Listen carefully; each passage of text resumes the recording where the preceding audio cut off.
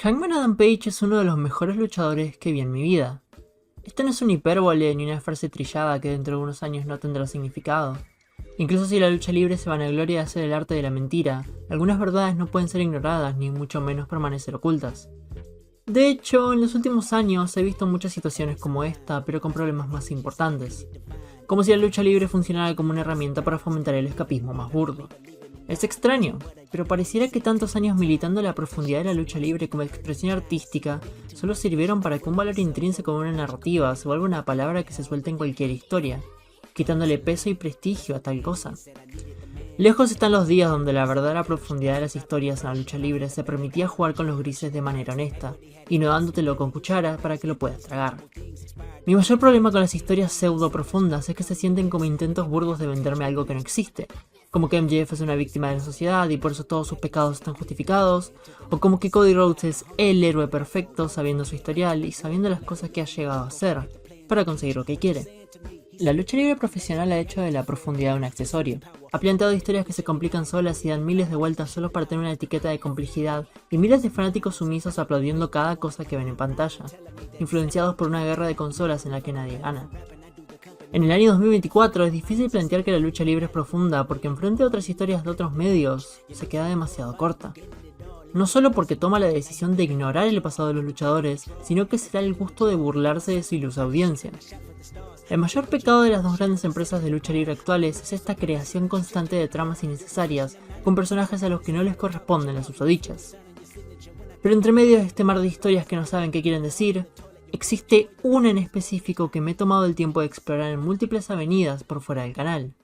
Una historia que parece ser el rojo en un mundo de blanco y negro, donde la moralidad se cuestiona y donde hay consecuencias para las acciones que toman nuestros protagonistas. Una historia en donde existe la vulnerabilidad y el mayor odio imaginable. Una historia de una oruga corrompiendo una mariposa, pero encontrándose con que ambas están unidas por algo más que sus entornos y sus historias.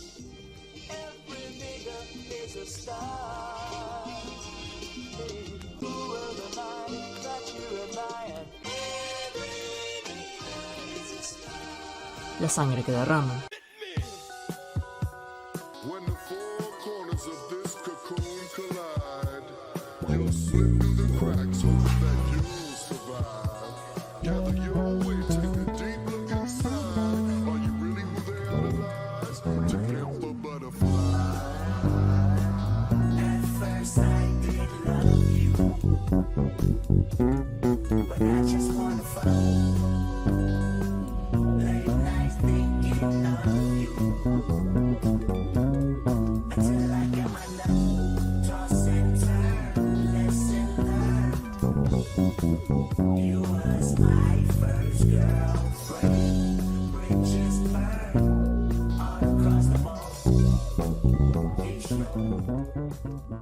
I remember you was conflicted.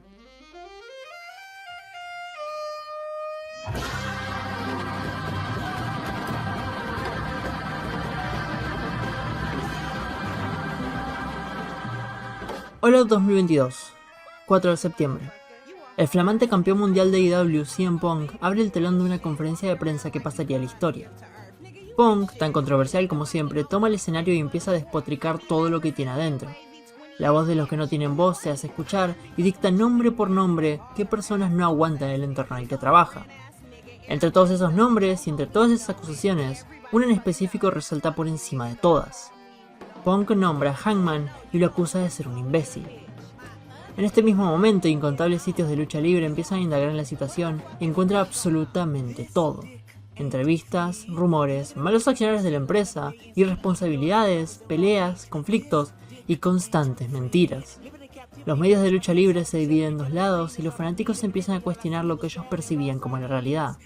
En este escándalo de proporciones bíblicas, la integridad periodística en la industria de la lucha libre se desenmascara una vez más y se comprueba que todo puede ser una mentira. Los medios son parte del kayfabe y son capaces de alterar perspectivas. La mayor víctima de esto fue el hombre colgado, que recibió tanto odio por un sector no menor de la comunidad de lucha libre y llegó a irrumpir en su carrera.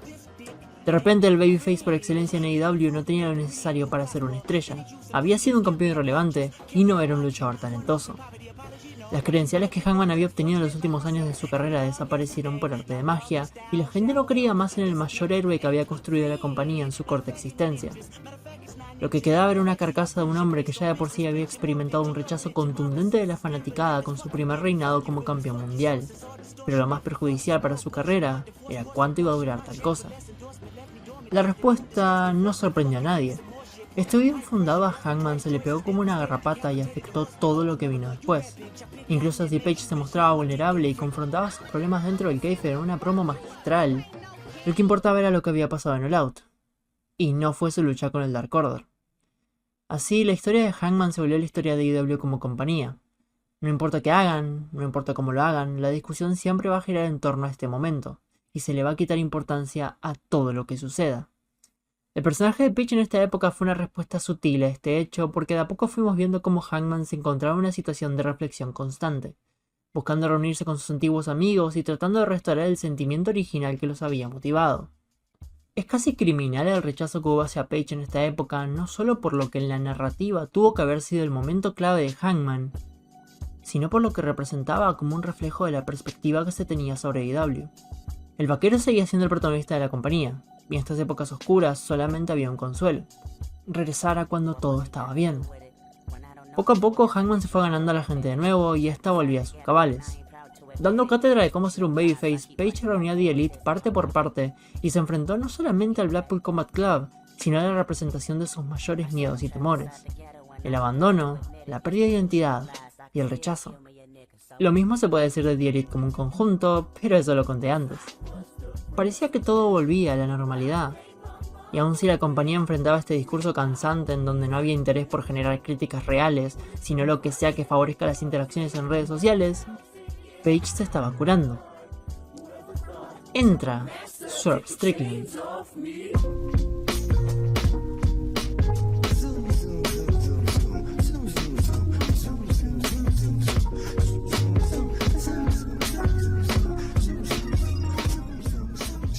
El 6 de marzo de 2022, un luchador bajo el nombre de Swerve Strickland debutaba en la compañía.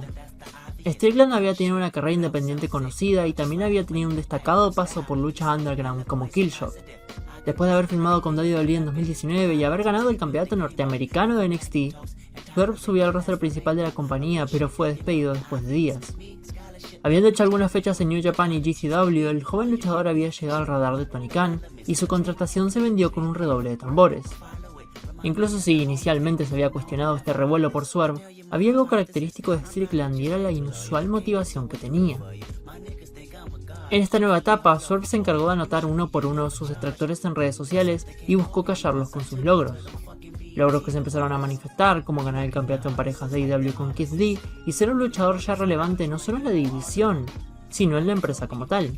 La dupla de Swerve y Our Glory tuvo un reinado que refrescó la división, pero el trabajo singles de Swerve por fuera de IW estaba llamando la atención. Había una agresividad nata en Strickland y en su ofensiva, mucho más en su trabajo de personaje y en cómo iba construyendo una aura peligrosa de a poco con cambios en su look y su físico. El cambio real de Strickland comenzó cuando se volvió un mogul. Aun si la facción de Swerve tuvo comienzos medio cuestionables a niveles de calidad, fue en el momento en donde se combinó con The Embassy en donde realmente podemos decir que subió su stock. La facción de Strickland era lo suficientemente destructiva como para resaltar a su líder, y con la adición de Prince Nana al conjunto como un manager extremadamente carismático, se podía ver un norte en lo que al comienzo había sido una excusa para hacer un segmento con Rick Ross. Lo que destacaba a Mogul Embassy no era el hecho de que sus miembros eran imponentes, sino que Strickland era un psicópata cada vez más descontrolado. En su pequeña rivalidad con Nick Wayne y Darby Allin podemos ver un lado de Strickland que está motivado por el mayor odio posible, en donde para conseguir lo que quería fue a la escuela de Wayne y lo dejó sangrando en el medio del ring junto a una foto de su difunto padre y un teléfono en mano que daba directamente a Darby. Cuando vi este segmento por primera vez fue cuando supe que Swerve era algo más que un buen luchador con un buen tema, sino que era un villano hecho y derecho, que estaba dispuesto a corromper a sus rivales hasta el último segundo y no iba a descansar hasta verlos de rodillas. Incluso si lo enterraras vivo o lo metieras dentro de un ataúd, él iba a volver como un fantasma de tu pasado o como un verdugo de tu presente. Swerve tenía una motivación inquebrantable, pero inmoral. Después de All In en Wembley y con un estadio que estaba a sus pies coreando su nombre, parecía que estábamos viendo el siguiente capítulo de su carrera. Lo que le faltaba a Swerve para llegar al nivel estelar que buscaba era una gran rivalidad. Un oponente con el que pueda demostrar lo preparado que estaba para el estrellato. Un rival que lo ponga a prueba o que él mismo pueda dominar. En la empresa Strickland se había enfrentado en mano a mano a gente como Darby, Wheeler Yuta, Orange Cassidy y hasta Hiroshi Tanahashi. Aún se había sido derrotado por la mayoría, había algo innegable acerca de Swerve, y era que su potencial no tenía límite alguno. El mogul estaba dejando en claro quién era en AEW y empezó a moverse como un jugador de ajedrez. Strickland pudo haber ido por MJF, el campeón mundial de AEW, pudo haber ido por Daniel García, la estrella joven que estaban construyendo, pudo haber ido por Bryan Danielson, el espíritu de la lucha libre, pero decidió atacar al corazón.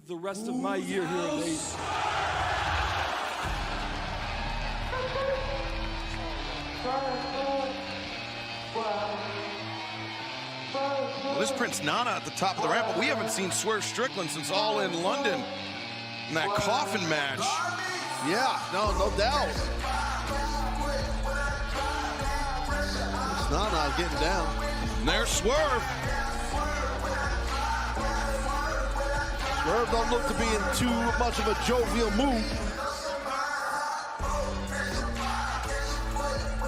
Not at all. Swerve just eyes locked on Hangman Adam Page. Not sure what's behind all of this, man. There's no back down. No, me neither. We know there's no back down on Hangman Page. He's definitely not going to back down, but Swerve's a tough customer. Be careful. And Swerve's got the backing of the Mobile Embassy. Don't forget that. Hey, Tony, you've done enough so far. Good night, my friend. Ladies and gentlemen, show some respect for Swerve Strickland.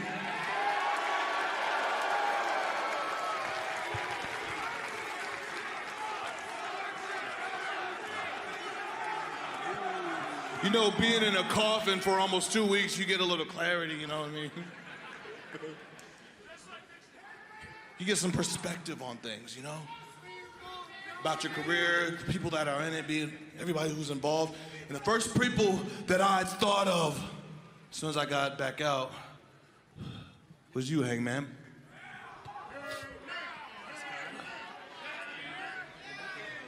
Charity. Really? You doing charity now? What are you, some kind of mascot for AEW? You're doing charity for a Chicago educational system full of juvenile delinquents that's not going to become anything anyway. They're just going to flunk out, right? I mean, on top of that, you're doing charity in the pre-show 0 hour of All Out instead of being on the main card in All Out competing for world championships.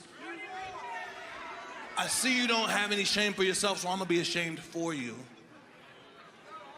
When All Elite Wrestling started up, you, Hangman, were the cornerstone of this company. They helped build all this around you. You were handpicked from the hierarchy of All Elite Wrestling to be the franchise player. And look what you've done. You become a former AEW World Tag Team Champion, all the way to being an AEW World Champion, to setting box office records time and time again, all the way leading up to All In. An attendance record in London, Wembley Stadium, off of your back. So now, I'm looking at you in pre-shows. It seems like you lost your confidence, or you lost your spot, or the fact that you don't even want it anymore. I made some observations myself. The fact that you haven't gotten any new wrestling gear in almost a year now. Hell, you haven't gotten any new merchandise on the website in almost a year. You got a whole new contract extension, so you've been eating good. Oh yeah, it's been showing.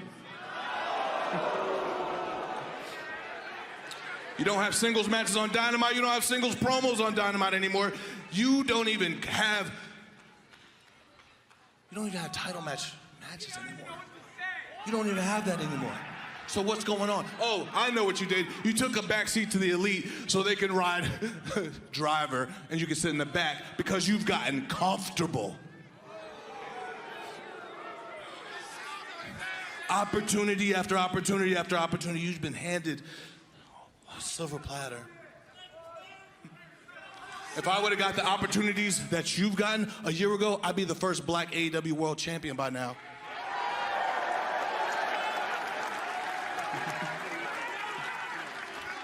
So I'm gonna leave you with this. Option A. You ride off in the sunset like them cowboy movies you used to watch as a little baby. Go off in the sunset. Let that contract fizzle out right next to your career, whether it be in catering or whether it be on your house on the farm. I don't care where it is. It doesn't matter.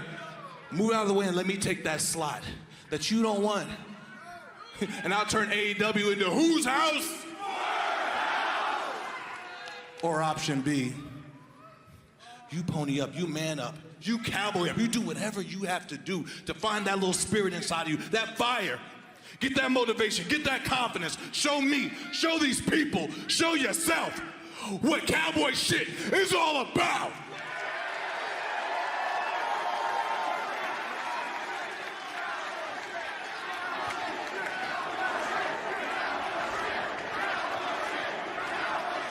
Or we could do this, and you could fight me for that spot.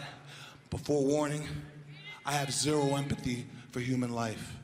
I have no regard for anybody. You choose to do this with me, I will walk you like a dog.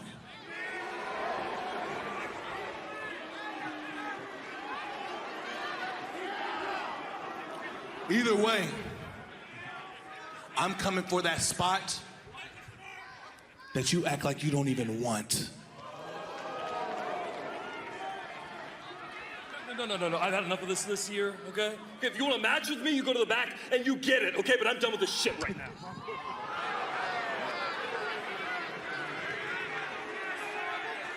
Wow, some harsh words from Swerve directed at Hangman Adam There he Page. goes.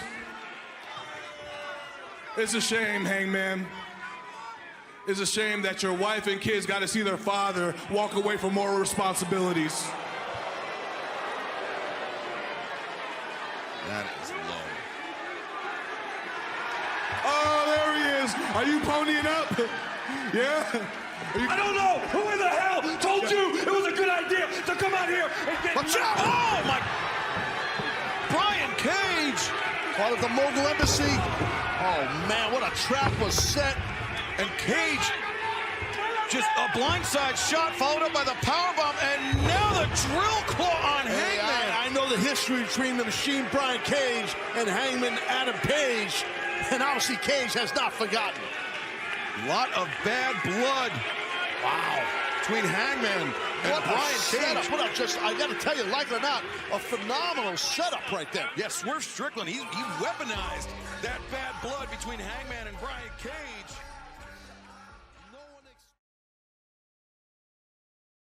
I remember you was conflicted, misusing your influence. Sometimes I did the same.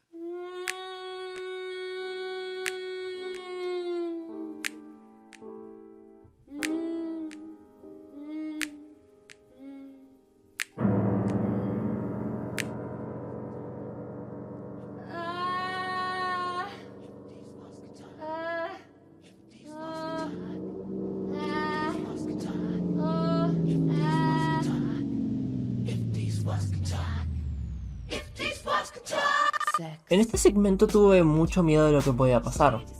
Después de todo, pude ver a qué punto llegó Page en su reinado como campeón mundial. Vi la cantidad de sangre que había derramado y cómo se había perdido a sí mismo en pos de ser el campeón que quiere la gente. En sí, la tragedia de Hangman es consecuencia de que él sienta que es quien tiene que proteger a los que lo rodean, volviendo su carrera un intento en querer quedar bien con los demás y tratar de cuidarlos. El problema es que como la primera vez que lo hizo y la segunda, Page no cuida de sí mismo una vez se encuentra en esa situación.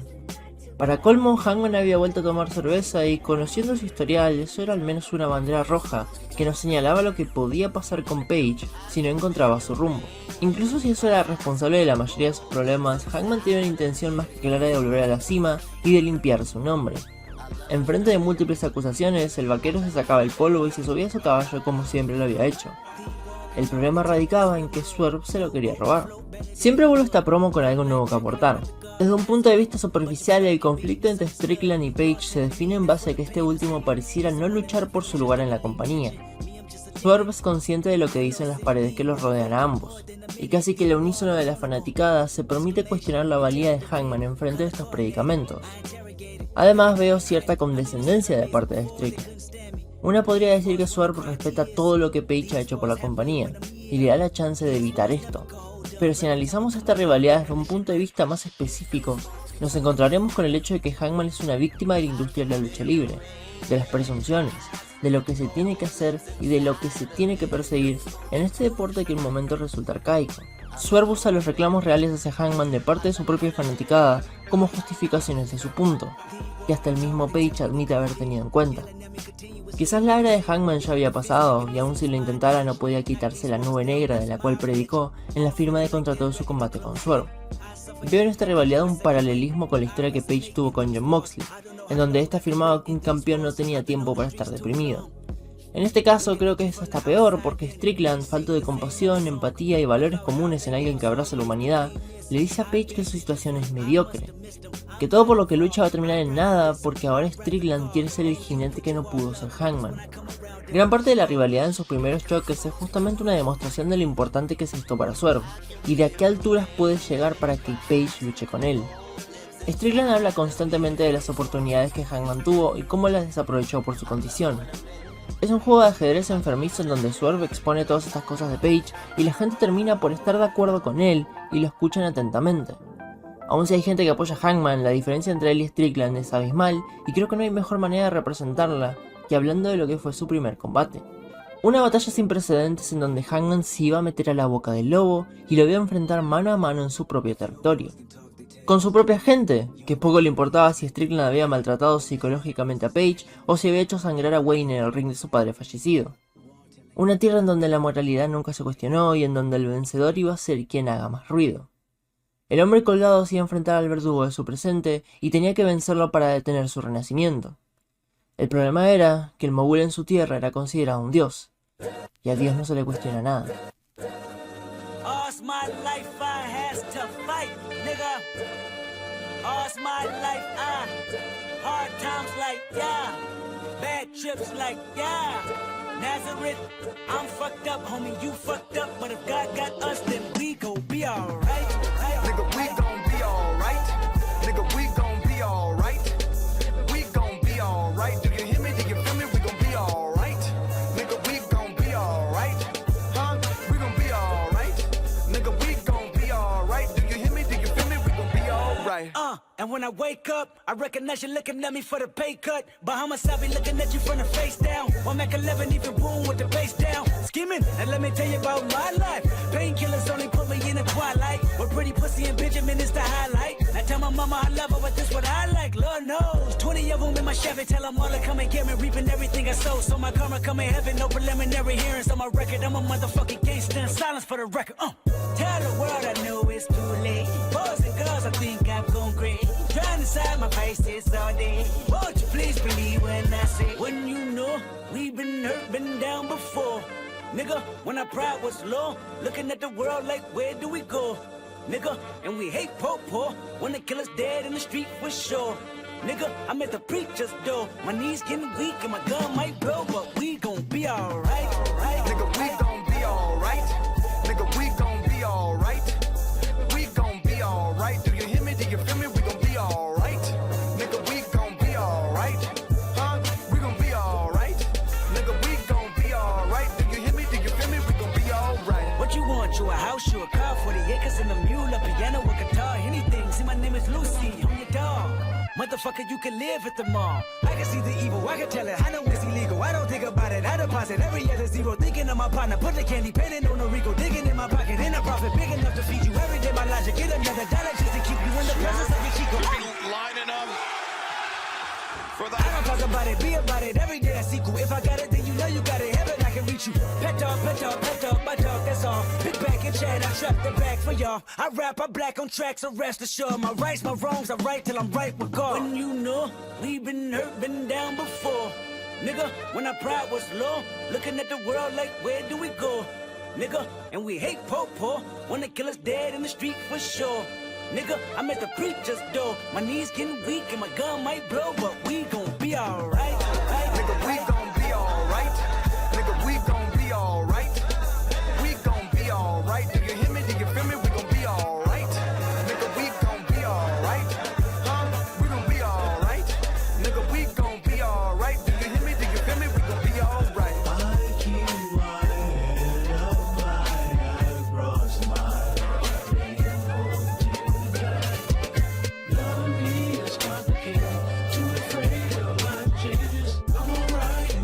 faith, dark nights in my prayers.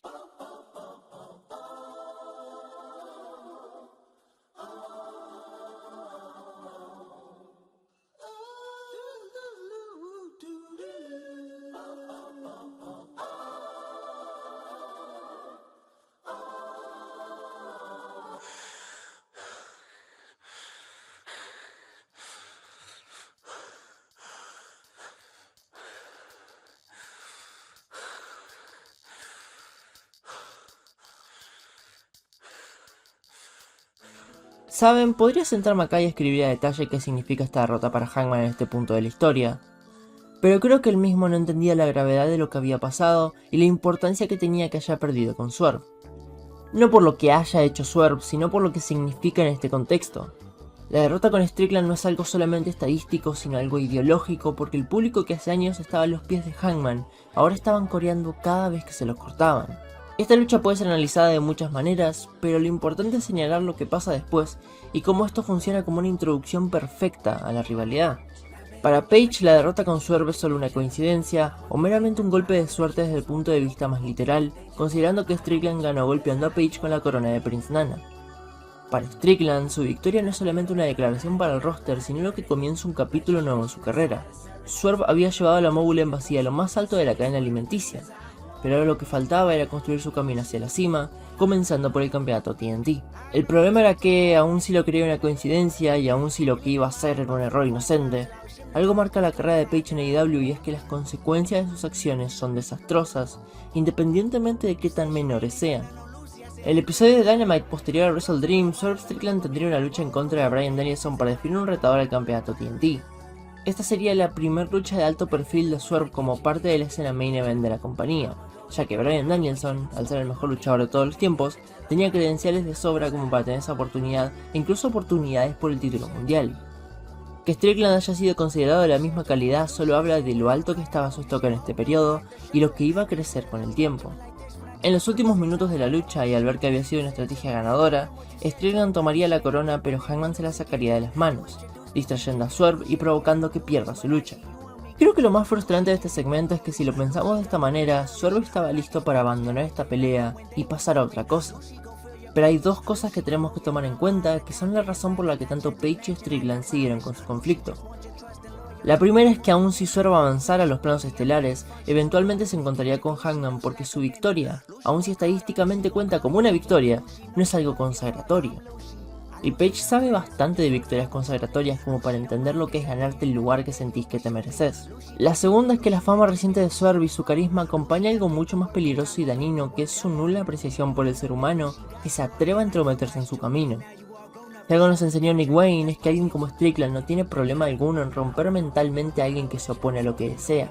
Es irónico porque después de Wrestle Dream la victoria la tuvo él y él fue el primero que aclaró el nuevo camino de su carrera. Quizás en el momento que Page le robó su oportunidad para comenzar este nuevo capítulo, Swerve se dio cuenta de que tenía que hacer algo más que ganarle, sino sacarlo de la ecuación completamente, y hasta sacarlo de sus cabales, de eso que Page luchó por recuperar y una vez consiguió no usó para nada más que una conciliación con su pasado, mientras gente como Strickland tenía que rascar migas por una oportunidad. La influencia que Hangman había ganado con sangre, sudor y lágrimas no había sido utilizada para que este se vuelva legendario, sino para ponerle obstáculos a personas que matarían por una chance para brillar. Desde la perspectiva de Swerve, el pecado de Page era la inocencia que tenía y la poca importancia que le daba a esto que había marcado la vida de Strickland. Si las mayores derrotas de Hangman se ven marcadas porque no considera las consecuencias de sus acciones, lo que diferencia esta rivalidad de cualquier otra es que ahora Page tiene unos brazos en que caer. Él tiene amigos y tiene familia. Swerve sabía esto, y sabía que la mejor manera de hacer entender a Hangman el daño que le había causado era haciendo que éste entienda por las malas que en el peor momento, quienes pagan las consecuencias de sus acciones son sus seres queridos.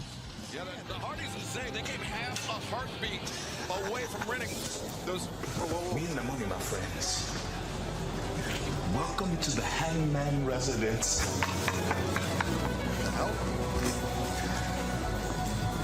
Hangman's house. Yeah, Come in, boss. Whose house? Oh, y'all tagged. is that Hangman's home? Yeah. Tacky is an understatement. This family owes me something. I'm taking my opportunity away, and I'm gonna find out what it is.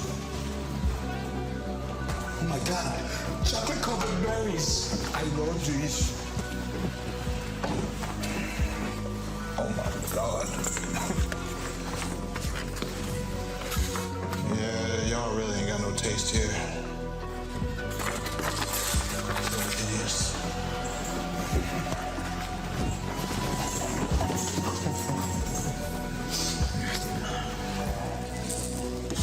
Time for a bedtime story.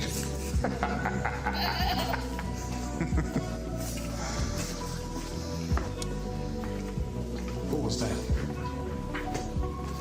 Give me the camera.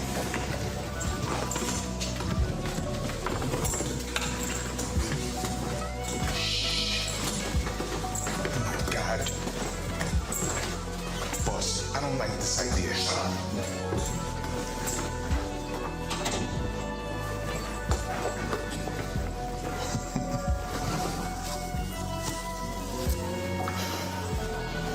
I said that last week. It's not you that pays for your actions. I meant to say, it's your loved ones that do. You cost me title opportunities. You took something from me, so now y'all owe me a debt, Hangman. So since you're not here, is it gonna be Hangman Jr. does? Huh? You gonna give me my opportunities? You gonna owe me something? No. As a matter of fact, you will, just not today. As a matter of fact, I'm gonna leave this here as a reminder that you are forever indebted to me. And it's your father's fault. I'm never gonna forget that. Neither are you. Swerve's house. Boss, we gotta go.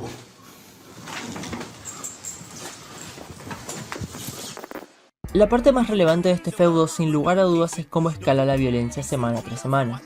No solo violencia física, violencia emocional, de esa que no te deja dormir en la noche, de esa que te persigue todos los santos días de tu vida y te hace sentir impotente, que le quita valor a todas las cosas que alguna vez hiciste porque hubo una sola cosa que no pudiste evitar. Esa violencia que te hace sentir culpable pero te produce ira.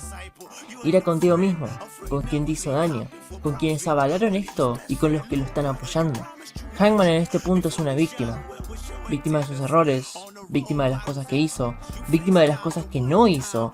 Y todo comenzó en el momento que esa nube negra se postró en su cabeza y se encargó de mojar y de borrar todo lo que hizo por la gente. Porque la gente también juega un rol importantísimo en esta rivalidad. Siempre hablamos de que el público de la lucha libre tiende a ser sádico, tiende a exigirle mucho a los luchadores, a tratarlos de manera inhumana, a atribuirle causas que no tienen por qué perseguir, como ese eterno dilema de ser el mejor luchador del mundo. Pero en este segmento no puedo dejar de pensar en el hecho de que el que es más apoyado es el tipo que entra a la casa de su rival como un demonio en la oscuridad y se postra enfrente de la cuna de su bebé durmiente.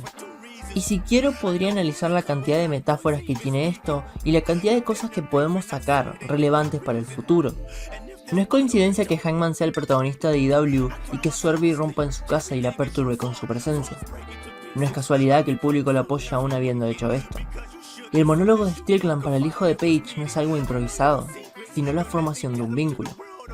Un vínculo que nunca pudo haber existido de no ser por los pecados de Hangman, que no deberían ser tan graves, porque querer hacer lo correcto y quitar una oportunidad de Strickland que iba a ganar de manera sucia no debería ser un crimen. Pero vivimos en la industria de la lucha libre, donde el dramatismo es tan alto que las cosas más pequeñas pueden tener consecuencias irreparables. Strickland a partir de este momento se postuló como el mayor verdugo de Hangman y de su árbol genealógico, porque no es solo irrumpir en su casa ni amenazar a su bebé, sino incluirlos a ellos en una pelea que debería ser exclusivamente de los dos.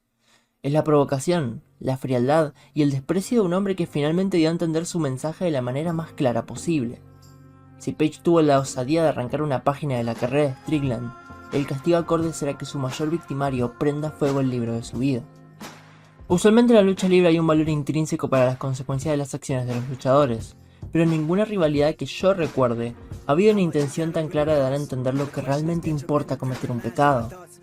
En este punto, la batalla de Strickland y Page se volvió más que una rivalidad, sino una guerra de pecadores. Hangman, quizás desde la envidia y la condescendencia, le había sacado el pan de la mesa a Strickland, y este, desde el odio y el resentimiento, le sacó esa incredulidad que tenía. Le hizo entender el peligro que conllevaba meterse con Swerve por todo lo que significaba colgar al vaquero y cargarlo como una insignia de dominancia. Aun si no lo decía, Strickland sabía perfectamente que Page era el protagonista de esta empresa, y en las historias de cualquier medio, la idea de matar al protagonista implica un cambio contundente en lo que estás viendo. Quizás Swerve quería matar a Page y ser el protagonista de AEW, la persona a la cual miraríamos 20 años después y diríamos que cargó con la compañía. La persona que tiene en sus manos el legado de 15 años de lucha libre. La persona que enfrente de los ojos del mundo, que por cada cosa que haga siga adorándolo con mayor frecuencia, sea la definición total y absoluta de lo que significa ser la elite de la lucha libre. Hangman sabe lo que es eso, lo que significa para un luchador. Por eso es que lo rechaza enormemente. Él sabe perfectamente que ser la elite de la lucha libre implica que absolutamente todo el mundo te tenga en la mira. El mismo Page no pudo cargar con esa presión y se desplomó en el suelo, sin amigos ni brazos en los que caer. La carrera de Hangman se ve representada en esa pelea constante por ser la mayor estrella de la compañía, que aun si lo ve siendo exitoso no le permite sentirse como tal. Quizás es la maldición de The Elite y como ningún luchador de esa facción, independientemente de sus cualidades, puede sentirse 100% representado con el título de mejor luchador del mundo. Vimos esa historia con Kenny Omega, de hecho. Page ha estado en el ojo de la tormenta por muchos años, y las voces de las paredes que lo rodean cada vez son más impredecibles. La exigencia del fanático también puede ser tramposa, y puede provocar contradicciones en cómo tratar a un luchador. Todo esto de lo que estoy hablando es la carga gigantesca que Strickland sabe que esta rivalidad tiene, pero Hangman no. Page, en su inseguridad y su miedo, no procesa lo que le dice Swerve en el camino a Wrestle Dream. Actúa sin pensar, y lo que queda es que va perdiendo cada parte de sí mismo que lo hace ser quien es. Es la misma historia de su reinado titular, con la diferencia de que no tiene ningún oro material, sino una corona de espinas que lo ha obligado a enfrentar calumnias y gente que no es capaz de rezar por él. El público que era suyo ahora está del lado de Strickland, independientemente de lo que haga. Swerve tiene una carta de impunidad, y quizás con esto Page se dio cuenta de que la única manera de ganarle es abrazando lo violento que es el mundo. Por eso es que Hangman toma la decisión de luchar contra Strickland una vez más en Full Gear, pero esta vez en una Texas Deathmatch, la estipulación que lo vio victorioso en cada ocasión, algo que en AEW es un sinónimo de Hangman y de lo que ha significado su carrera para la compañía. En el camino a esta lucha, Page y Swerve tienen un último careo, en donde no pueden tener ningún contacto físico o serán suspendidos. Esta es la última vez que se van a ver antes de su combate, y con poco tiempo pero mucho que decir, Page se encarga de señalar que esta vez quiere ser el cazador. That's right, gentlemen, I must remind you again, if either man attacks the other, both you men will be suspended for the remainder of 2023, and the match at Full Gear coming up Saturday will be off. Swerve Strickland, my question is to you, how can you justify going to a man's house? No, I'll answer that question for you, huh? Why did Swerve go into my house? Swerve, because you are a coward. You are a fraud. You're a phony. You are a worthless waste of human life, and you are a grade A dumbass. You are dumber today than you were 2 years ago when your dumbass got fired.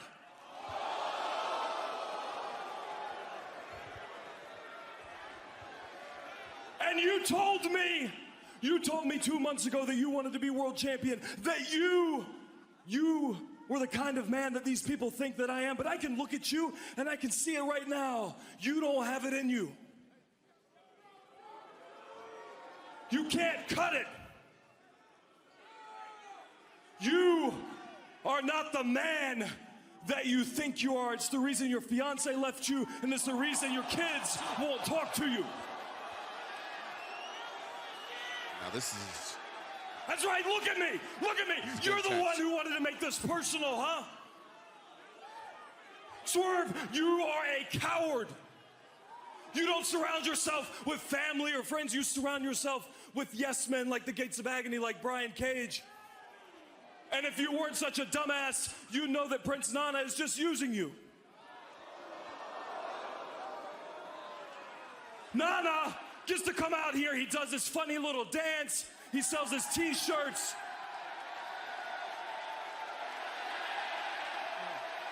Yeah. And Swerve, Prince Nana makes his living off of your back. And when the show's over, he goes down in the hotel parking lot and he spends that living buying weed from a high school kid. But Nana, after I beat Swerve's ass, I'm gonna beat your ass and I'm gonna steal your weed. What? No, you're not. No, you're not. You're not gonna do that. Nana's losing it.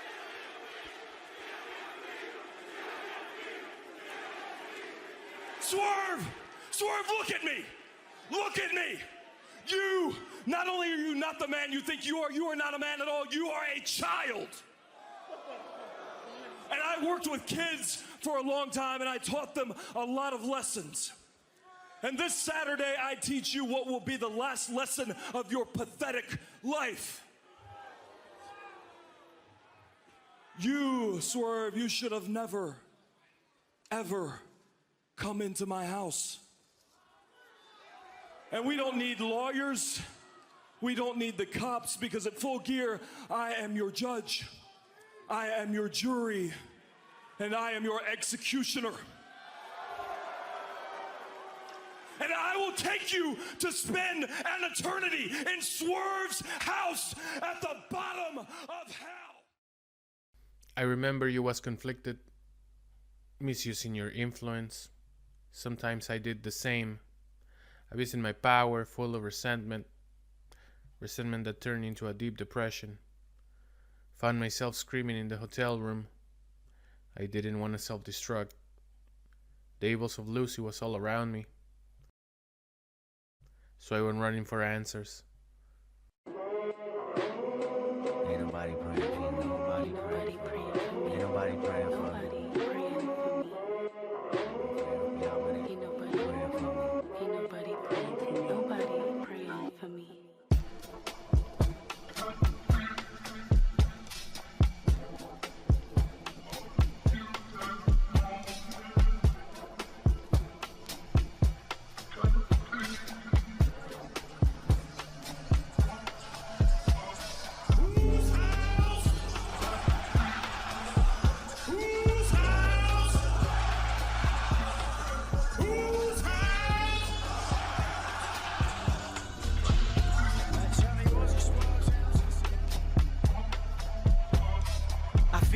With my shoulders, I feel like I'm losing my focus. I feel like I'm losing my patience. I feel like my thoughts in the basement. I feel like you're miseducated. Feel like I don't wanna be bothered. I feel like you may be the problem. I feel like it ain't no tomorrow. Fuck the world. The world is ended. I'm done pretending. And fuck you if you get offended. I feel like friends been overrated. I feel like the family been faking. I feel like the feelings are changing. Feel like my thought of compromise is jaded. Feel like you wanna scrutinize how I made it. Feel like I ain't feeling you all. Feel like removing myself. No feelings involved. I feel for you. I've been in the field for you. It's real for you, right? Shit, I feel like ain't nobody praying for me. Ain't nobody praying for me. Ain't nobody praying for me. Ain't nobody praying. I feel niggas been out of pocket. I feel niggas tapping their pockets. I feel like debating on who the greatest can stop it. I am legend. I feel like all of y'all is peasants. I feel like all of y'all is desperate. I feel like all it takes is a second to feel like Mike Jordan whenever holding a real mic. I ain't feeling your presence. Feel like I'ma learn you a lesson. Feel like only me and the music though. I feel like your feeling ain't mutual. I feel like the enemy you should know. Feel like the feeling of no hope. The feeling of bad dope. A quarter ounce manipulated from soap. The feeling of false freedom. Or false freedom. The poison to fill them up in the prison. I feel like it's just me, look. I feel like I can't breathe, look. I feel like I can't sleep, look. I feel heartless, often. Feeling the falling, I'm falling apart with darkest hours lost in. Feeling the void of being employed with balling. Streets is talking, filling the blanks with coffins. Fill up the banks with dollars. Fill up the graves with fathers. Fill up the babies with bullshit. Internet blogs and pulpit. Filling with gossip. I feel like this gotta be the feeling where Pac was. The feeling of an apocalypse happening, but nothing is awkward. The feeling won't prosper. The feeling is toxic. I feel like I'm boxing demons, monsters, false prophets, scheming sponsors, industry promises, niggas, bitches, honkies, crackers, Compton. Church, religion, token, blacks in bondage. Lawsuit visits, subpoena served in concert. Fuck your feelings, I mean this for imposters. I can feel it, the Phoenix sure to watch us. I can feel it, the dream is more than process. I can build a regime that forms a likeness. I can feel it, the scream that haunts our logic. I feel like say some, I feel like take some. I feel like skating on, I feel like waiting for 'em. Maybe it's too late for 'em. I feel like the whole world want me to pray for 'em, but who the fuck praying for me? Ain't nobody praying for me. You said that. I think he choked him out with the chain, guys. I think that's what happened. You said that 20 times tonight, but Ain't nobody praying for me.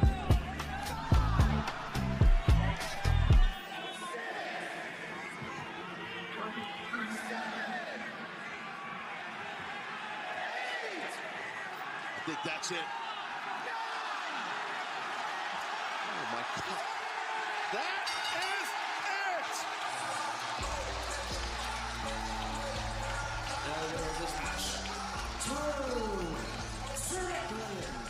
By the grace of God, this one is over. Mientras los cuerpos sin conciencia de tanto Hangman como Swerve quedan en el suelo después de una masacre, la imagen representativa de este feudo aparece enfrente de nuestros ojos. Page abatido y Strickland erguido, poniendo su mano en la espalda de su enemigo para levantarse una vez más.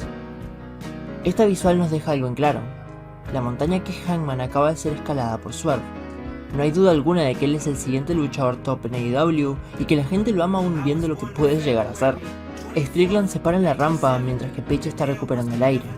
Este levanta sus manos y larga una sonrisa maligna para cerrar el show.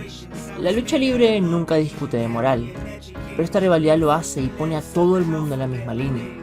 El público es responsable de lo que pasó en este combate. Su naturaleza sádica y exigente es responsable de que estos dos hombres hayan llegado a este punto. Pero de lo que son responsables más que nada en el mundo es de abandonar a un líder como lo fue Page, de dejarlo a su merced, de odiarlo de manera injustificada y dejar entrar algo de lo que muchos se irían a arrepentir. Nadie en ese recinto pensaba las consecuencias de todo lo que hicieron.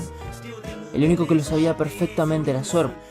Por eso después de este combate su promo es tan tétrica como lo que dicen, ya que ahora finalmente reconoce que esta compañía está a sus pies. No ganó el título mundial, pero mató el corazón de esta empresa. En un 2023 olvidable para AEW, el ascenso meteórico de Swerve era refrescante. Su carisma y el seguimiento que tenía no dependía de un título, sino de una medalla de honor que no cuestionaba nada de lo que había hecho en el camino a Full. Una medalla que le había dado a la gente y un aval para hacer todo lo que tenga que hacer, ahora que no hay nada que le impida ser campeón mundial de AEW. Porque al final del día, así es como es la lucha libre. Mientras tanto, el mayor pecador sigue siendo Hangman por lo que dijo e hizo hace un año. Es increíble que un luchador se vea tan afectado por algo que pasa por fuera de esta burbuja. Pero sí, la autoridad de Page se vio desafiada desde Wrestle Dream, pero su influencia ya había sido pisoteada por sucesos que a nadie le deberían importar. Era más que haber dicho y hecho eso. Había una sección de gente que había logrado su cometido.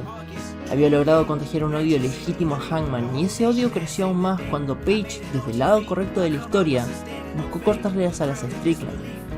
Él sabía del peligro que corría AEW si es que Swerve llegaba a la cima en algún momento.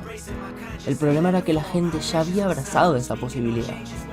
En las siguientes semanas, el ascenso de Swerve siguió su curso y demostró ser uno de los mejores luchadores en la compañía durante el Continental Classic, en donde llegó a la final de su bloque en contra de Jon Moxley, el ace predilecto de AEW y la persona que más entendió a Hangman. Las palabras de Moxley siguen resonando en mi cabeza cada que reflexiono sobre este feudo y cada vez que me pongo a pensar en lo que es la carrera de Hangman, que es lo que la hace única y lo que la pone por encima del resto. Creo que en este punto de la historia la conclusión que puedo dar es que lo que hace a Hangman es el peso de sus pecados. Porque hemos hablado mucho de Strickland, pero Page también fue un pecador, no solamente por tener una posición prominente y no hacer nada con ella, sino por hacer cosas que en retrospectiva pueden ser cuestionadas y pueden ser justificaciones para lo que le toque sufrir. Digo, el mismo Hangman como campeón mundial abandonó a sus amigos en el Dark Order, esas personas que lo ayudaron a levantarse y a tener su ascenso meteórico. El mismo Page tuvo que golpearse más de una vez con la pared que estaba enfrente suyo para comprender el daño que había causado. Y en sí, el mayor pecado de Hangman en este feudo es dejarse llevar por la oscuridad de sus pensamientos. La envidia, el temor, la preocupación de que esa realidad que tanto quería evitar se manifiesta en su cara. Que su mayor némesis tenga el placer de hacer lo que él ha intentado desde que perdió el campeonato mundial de AEW. Hangman no lo iba a permitir, y enfrente de este nuevo reto que comenzaba su año buscaba oponerse al destino. El contexto era el siguiente: el campeón mundial de AEW, Samoa Joe, buscaba un retador para Revolution, y los dos hombres que estaban en la fila con el mismo puntaje en el ranking eran Page y Strickland. Ambos iban a tener su tercer combate para definir el primer retador al campeonato de Joe. En esta época pasaron dos cosas. La primera es que el stock de Swerve subía como la espuma, mientras que el de Page bajaba por el mismo público. De hecho, en los comienzos del año, cuando regresó a la programación, el estilo de Hangman se volvió mucho más agresivo de costumbre. Tuvo un cambio físico, un cambio de look y un cambio de mentalidad bastante marcado por lo que había sucedido. Aun si Page repetía constantemente que la presencia de Strickland no lo afectaba, era muy fácil ver que la única razón por la que él se sobreexigía en estas situaciones era porque no quería verlo como campeón mundial. Por eso es que su tercer enfrentamiento con Strickland era tan importante para él. Si Swerve le ganaba, no solamente iba a humillarlo 3 veces, sino que tendría el camino libre para ir a retar al campeón mundial.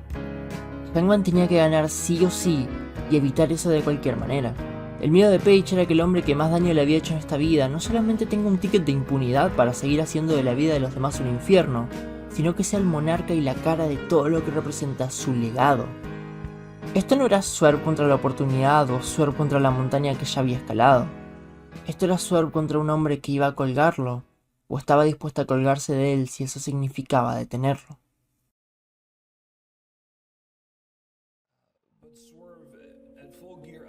Something from you that you will never get back.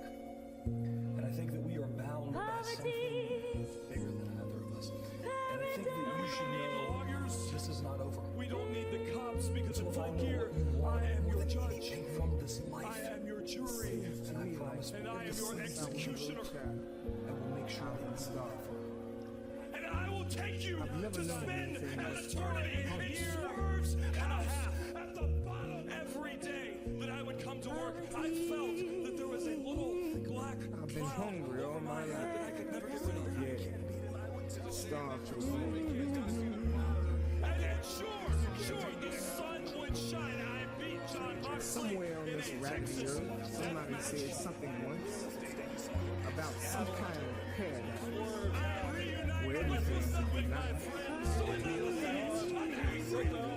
together.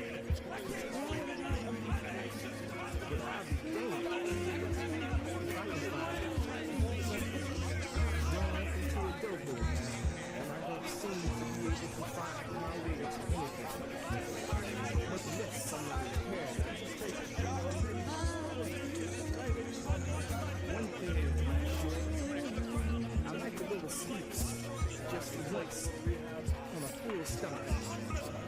I get mighty tired being belly and my baby. I don't know what I like to do back then. I've been out of ways to keep them fed. Used to be I could find a way when there wasn't.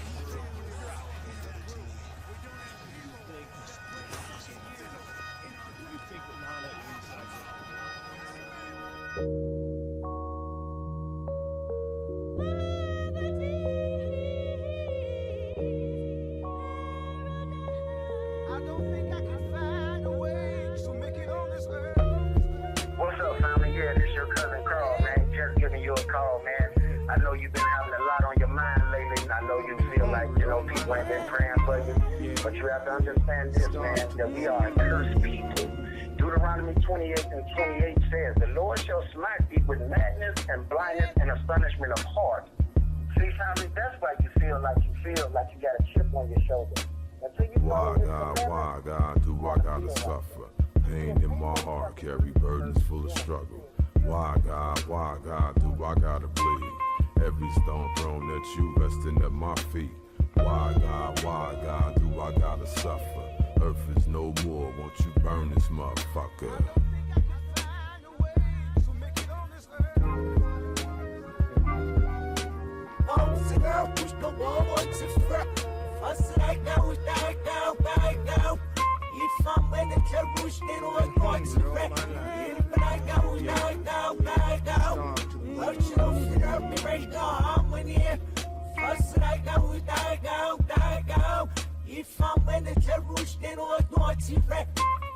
beat your ass, keep talking back. I beat your ass, who bought you that? You stole it. I beat your ass if you say that game is broken. I beat your ass if you jump on my couch. I beat your ass if you walk in this house with tears in your eyes, running from poo-poo and Prentice. Go back outside, I beat your ass, little nigga. That homework better be finished. I beat your ass, your teachers better not be bitching about you in class. That piece of better not be wasted, you eat it all. That TV better not be loud if you got it on. Them Jordans better not get dirty when I just bought them. Better not hear about you humping on Keisha's daughter. Better not hear you got caught up. I beat your ass, you better not run to your father. I beat your ass, you know my patience running thin. I got boo-boo payments to make. County buildings on my ass trying to take my food stamps away. I beat your ass if you tell them social workers he live here. I beat your ass if I beat your ass twice and you still here. 7 years old, think you run this house by yourself? Nigga, you gon' fear me if you don't fear no one else. If I can smoke fear away, I roll that motherfucker up. And then I take 2 puffs. I'm high now. I'm high now. I'm high now. I'm high now. Life's a bitch, pull them panties to the side now. I probably die anonymous, I probably die with promises. I probably die walking back home from the candy house. I probably die because these colors are standing out. I probably die because I ain't know DeMarcus was snitching. I probably die at these house parties fucking with bitches. I probably die from witnesses leaving me false accused. I probably die from thinking that me and your hood was cool. Or maybe die from pressing the line, acting too extra. Or maybe die because these smokers are more than desperate. I probably die from one of these bats and blue badges. Body slammed in black and white paint, my bones snapping. Or maybe die from panic, or die from being too lax. Or die for waiting on it, die cause I'm moving too fast. I probably died trying to buy weed at the apartments. I probably died trying to defuse 2 homies arguing. I probably died cause that's what you do when you're 17. My worries in a hurry, I wish I controlled things. If I can smoke fear away, I roll that motherfucker up.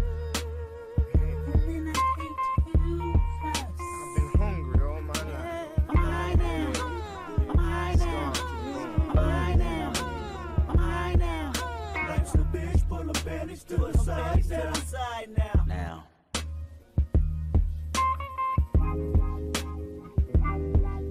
When I was 27, I grew accustomed to more fear. Accumulated 10 times over throughout the years. My newfound life made all of me magnified. How many accolades do I need to block denial? The shock value of my success promotes in me. All this money is God playing a joke on me. Is it for the moment and will he see me as Job? Take it from me and leave me worse than I was before. At 27, my biggest fear was losing it all. Scared to spend money, had me sleeping from hard to hard. Scared to go back to Section 8 with my mama stressing. 30 shows a month and I still won't buy me no Lexus. What is an advisor? Somebody that's holding my checks just to fuck me over and put my finances in debt. I read a case about Rihanna's accountant and wonder, how did the bad girl feel when she looked at them numbers? That type of shit'll make me flip out and just kill some, drill some, get ill and feel ratchet with a little some. My practice running from fear, guess I had some good luck. At 27 years old, my biggest fear was being judged. How they look at me reflect on myself, my family, my city. What they say about me reveal if my reputation will miss me. What they see from me will trickle down generations in time. What they hear from me will make them highlight my simplest lines. I'm talking fear. Fear losing creativity, I'm talking fear. Fear missing out on you and me, I'm talking fear. Fear losing loyalty for pride, cause my DNA won't let me involve in the light of God, I'm talking fear. Fear that my humbleness is gone, I'm talking fear. Fear that love ain't living here no more, I'm talking fear. Fear that is wickedness or weakness. Fear, whatever it is, both is distinctive. Fear, what happens on earth stays on earth, and I can't take these feelings with me, so hopefully they disperse. Within 14 tracks, carried out over wax, searching for resolutions until somebody get back. Fear, what happens on earth stays on earth, and I can't take these feelings with me, so hopefully they disperse. Within 14 tracks, carried out over wax, wondering if I'm living through fear. Every second that goes by, come on!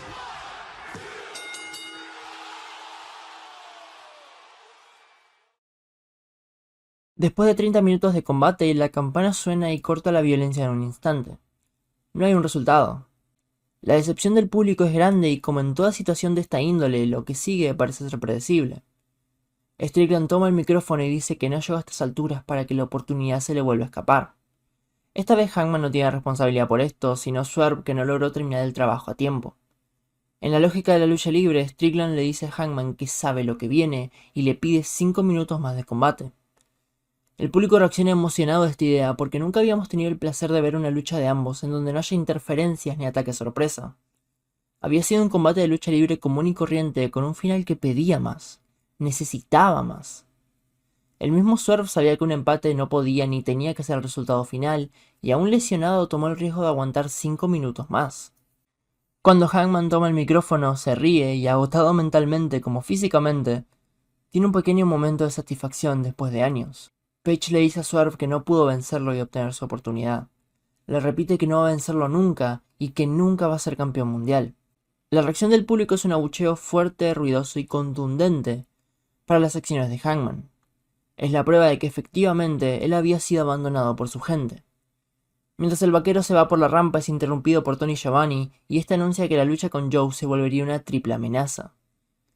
La reacción de Page a esto es gritar como desquiciado que Swerve no lo venció y por eso no se lo merecía. Pero Strickland, sabiendo lo que significaba esto, solo podía reírse de la situación. Y es esta parte de la historia en la que veo que Hangman ya no tiene una pizca de felicidad. Lo que queda para Swerve, viendo que rompió a un hombre, es reírse de él y enfocarse en otras cosas. Esta vez Hangman parece ser el que está obsesionado con Strickland porque no se permite creer que todo salió como salió. Él mismo había dicho que el camino de Swerve no era el correcto y que no era la manera de ganar ya desde Wrestle Dream. Pero Strickland desafió esa idea y rompió las reglas. Su ascenso fue algo orgánico, y aunque fue a costa de alguien como Page, el hecho de ver en qué se había convertido solo te permitía reírte. Después de todo, el cambio de Hangman no había tenido frutos. Él volvió con un estilo más agresivo y marcado, pero no tuvo la fortuna de cambiar las cosas.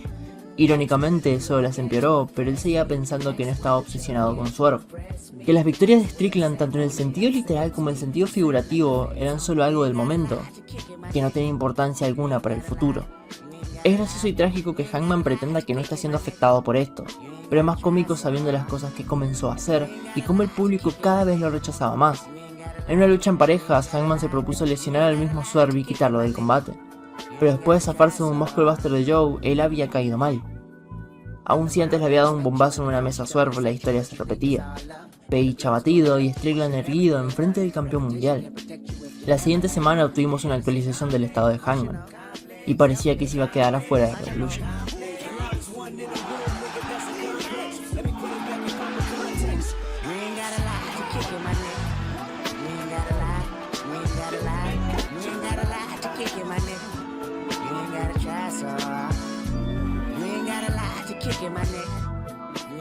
Por primera vez en la historia de este feudo, Strickland está abatido y Page está erguido. Hay un problema enorme con esto, y es que la primera vez que Hangman demuestra dominancia y control es cuando juega con las cartas de alguien como Swerve. Para Page a este punto es combatir fuego con fuego, y si se van a quemar los dos, estará feliz de que al menos Strickland no tenga la gloria. Ya no es acerca de que Page la persiga, sino impedir que ese campeonato esté en la cintura de Swerve. La triple amenaza de Revolution muestra esto a la perfección durante sus últimos minutos. Hangman busca quitar del camino a Strickland incontables veces, y cuando este tiene la ventaja y puede coronarse, los dos árbitros de este combate son quitados de la acción por el vaquero. Incluso el final de esta lucha abre el abanico de posibilidades al ser una victoria de Joe después de que Swerve le haga su finisher a Hangman. El hecho de que él se haya rendido tan rápido realmente puede ser porque de esa manera Strickland no tendría el goce de ser campeón. Para Hangman, por el otro lado, las acciones que tuvo en esta lucha tuvieron consecuencias en su trabajo, ya que fue suspendido indefinidamente por sus ex compañeros en The Elite y los vicepresidentes ejecutivos de la compañía. En este contexto, Swerve tenía otra oportunidad para conseguir el oro, y esta vez no había chance alguna de que Hangman rompa su propia suspensión, porque eso significaría su despido de la empresa, sabiendo que Matt Jackson y Nick Jackson se habían convertido en unos jefes corruptos. Strickland se cruzaría con Joe de nuevo para Dynasty, y la parte más importante de este minifeudo es sin duda alguna cómo se establece que el mogul es la persona más sádica imaginable, y que disfruta de la violencia infligida en él. Aun si Joe lo hace sangrar y lo tira encima de una mesa, Swerve siempre vuelve y le recuerda que el dolor lo hace más fuerte, algo que Joe directamente teme de Strickland. Mientras pasan las semanas, la violencia entre Joe y Swerve sube de intensidad, pero una cosa se vuelve constante, y es que este siempre regresa por más. El sueño de su vida está enfrente suyo, y ahora que no hay nada ni nadie que lo pueda impedir, firmará cientos y cientos de contratos con su propia sangre para manifestar su coronación. Dynasty llega y, para sorpresa de nadie, Strickland logra vencer a Samoa Joe y concluye su camino al campeonato mundial de AEW. Con esto, Swerve sería la cara principal de la nueva era de la empresa, donde la dinastía marcaría el rumbo. El tema es que Strickland tenía muchos esqueletos en el armario, y uno de ellos iría a perseguirlo por su campeonato. El primer retador oficial de Swerve sería Christian Cage, quien junto a su facción conformada por Killswitch y Mother Wayne, venía a cobrarse sus pecados ese día que entró al gimnasio de Nick y lo dejó en un charco de su propia sangre. El karma del campeón mundial había comenzado, y qué mejor manera de arrancar que con un hombre que era igual de manipulador que él. No solamente lo que pasó con Wayne venía a perseguirlo, sino el hecho de abandonar a sus asociados apenas ganó el campeonato mundial, similar a cierto vaquero con quien se había enfrentado durante un año entero. La Mogul Embassy traicionó a Strickland y eso le daba más ventaja a Christian de camino a su combate. Swerve tuvo que enfrentar a Brian Cage y al mismo Wayne en una lucha en la que por primera vez le pidió perdón a alguien en su carrera. Señalar esto me parece importante porque enfrente de ese karma, Swerve parece protegerse de las consecuencias de este, tratando de enmendar sus errores pasados. Lo que pasa es que Strickland no abandonaría esa agresividad nata y más enfrente de una industria que ya lo había puesto en la mira. El reinado de Swerve se caracterizaría por mostrar una versión imbatible de este en el ring, donde seguiría sin mostrar misericordia una vez encontrado en las cuerdas de una soga con la cual ahorcaba a todos sus oponentes, amenazándolos con hacer las rivalidades más personales de lo que deberían y buscando manipularlos psicológicamente. Lo que pasaría es que la lealtad de Strickland con AEW le daba la chance de hacer lo que quisiera porque la gente lo amaba y lo veía como la cara. Después de derrotar a Will Ospreay en Forbidden Door, el campeón se preparaba para su siguiente retador, definido por quien sea que gane el Owen Hart Tournament. En este torneo, The Elite tendría la potestad de elegir a su luchador para representarlos, y para llegar al evento principal de All In. Ese luchador sería nada más ni nada menos. I remember you was conflicted, misusing your influence. Sometimes I did the same, abusing my power, full of resentment that turned into a deep depression. Found myself screaming in the hotel room. I didn't want to self-destruct. The evils of Lucy was all around me. So I went running for answers until I came home. Atravesando el humo y las sombras, el vaquero aparecía como un fantasma del pasado, con un nuevo tema, un nuevo look y una actitud imponente. Parecía que la transformación de Hangman había terminado y lo único que quedaba era empujarlo a sus límites, si es que tenía. Su primer rival fue Jeff Jarrett, y en ese combate Page estaba absolutamente desatado. El uso de violencia indiscriminada en cada combate que tenía se igualaba al de su mayor némesis, pero el público sabía que algo estaba mal en Hangman. El mismo público que lo abandonó y que es en parte responsable de que haya entrado en esta situación. El público que ahora Page rechaza con ira por todo lo que le hicieron y cómo lo abandonaron. Aun si The Elite lo trajo de nuevo, la motivación del vaquero de sombrero negro sobrepasa los juegos y artimañas de los Young Bucks. Él solamente quiere a una persona y llegar a ella ganando este torneo. Su siguiente rival sería Jay White, un hombre que ha formado parte de la historia de Hangman de manera silenciosa, que se ha atrevido a cuestionar al vaquero y hacerlo sentir inferior. Un hombre que conoce muy bien cómo entrar en la cabeza de su oponente, pero Hangman no es el mismo. No porque haya evolucionado, sino porque lo levanta todos los días, es el odio más profundo a un hombre que le arruinó la vida, y en sus propias palabras, está dispuesto a quemar a quien tenga enfrente para conseguir lo que quiere. White sabría esto de antemano en su combate, y creo que esto logra representar en qué lugar se encuentra Hangman en este punto de la historia. No hay ofensiva creíble de parte de Jay en este combate, y aun si lo hubiera, sería nula enfrente de un hombre que está liberando todos los demonios dentro suyo. Page pasaría a la final del torneo y le tocaría enfrentar a Bryan Danielson en un mano a mano. La importancia de esta lucha para Danielson era muy grande porque estaríamos en su último año como un luchador a tiempo completo, y el mayor sueño de Bryan era ser campeón mundial de AEW. Hangman, por el otro lado... He broke into my home! He threatened my family! We have to leave! We have to leave our home! Do you understand what that's done to me? And he never paid for it! He never paid for it! And they loved him for it! They loved him for it! I gave them everything I had! It's been 5 years! I gave them every damn thing that I had! And they chose him! They chose him!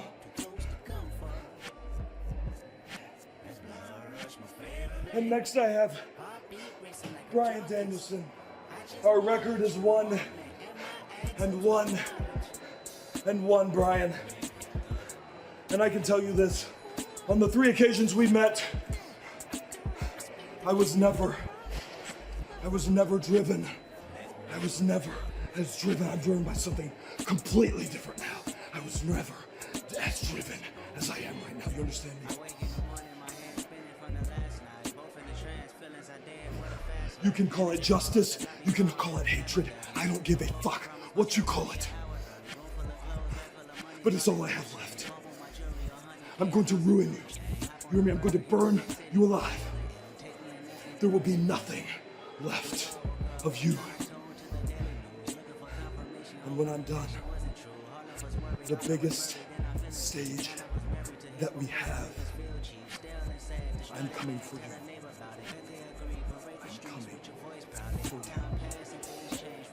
Esta promo me parece perturbadora. No es solo Hangman en un pasillo encerrado entre cajas, obstruido en un espacio que puede representar correctamente el estado de su psiquis. No es solo Hangman gritando, anunciando que va a quemar a todos los que se interpongan enfrente de su destino. No es solo Hangman con sangre en su cara, mirando a la cara completamente desquiciado. Es el hecho de que Hangman tiene razón. El público vio lo que hizo Swerve y lo siguieron apoyando. Sacrificaron al ídolo más grande que tuvo la compañía y les importó poco todo lo que les dio. La sangre que derramó, el sudor que dejó impregnado en el ring y las lágrimas de un recorrido que en el presente año no significa nada para aquellos que ahora se indignan con sus acciones. Page está destrozado mentalmente. Está abatido, está asustado, está viendo una pesadilla con nombre y apellido y a este punto ya no sabe qué está haciendo. Solo sabe lo que quiere hacer. Si gana el torneo podrá hacer eso. Podrá enfrentarlo. Podrá quemar su mundo. La siguiente semana Hangman le dice a The Elite que se unirá a ellos en Blood and Guts, porque ellos estaban buscando un quinto miembro para su batalla en contra del equipo de AEW. Swerve se había vuelto importante en esta historia porque como campeón siempre rechazaba la autoridad de los vicepresidentes ejecutivos y ponía a AEW en su pedestal. Esta sería la primera vez que tanto Swerve como Hangman formarían parte de la misma lucha de Revolution, y por supuesto las expectativas eran igual de altas que el miedo que tenía la gente por ellos. Cuando llegó el combate, cada miembro de este entró en su respectivo lugar, excepto por Page, que no se encontraba en ningún lado. Apenas sonó el tema de Strickland, este fue atacado por la espalda con una silla y lo encadenaron a la estructura metálica. Mientras tenía el campeonato mundial de AEW en sus manos, Hangman le gritaba que nunca tuvo que haber sido campeón y que no se lo merecía. Los Young Bucks vieron el accionar del vaquero y amenazaron con despedirlo si no entraba a la jaula y cumplía su parte del trato. Ya dentro de la jaula, la Blood and Guts fue una masacre, en la que finalmente tuvimos el careo entre Swerve y su mayor némesis. Justo como en Full Gear, el arma protagonista de este combate fueron las engrapadoras, a las cuales Strickland ni reaccionaba. La estrategia de Page, si es que siquiera tenía una, había sido burlada una vez más. Esto creo que define el rol de Hangman en esta etapa. Ya no es siquiera un ser humano funcional, sino una bestia motivada por el odio. No tiene amigos, no tiene compañeros, y de no ser por una amenaza, no tendría trabajo ni sustento para su familia. Para colmo, en la final del Owen Hart Tournament, la gente lo ve como un villano. Pero ellos son los responsables. Ellos son los que no pueden procesar que sus acciones sí tuvieron consecuencias en la psiquis de una persona. Un ser humano como ellos, que fue exigido hasta el límite de sus capacidades y que fue rechazado en las incontables veces que llegó a superarlos. Esta es la oportunidad que le queda a Page para estar en paz consigo mismo y hacerle pagar por todo lo que hizo. Pero falla de todos modos. Hangman no puede creerlo.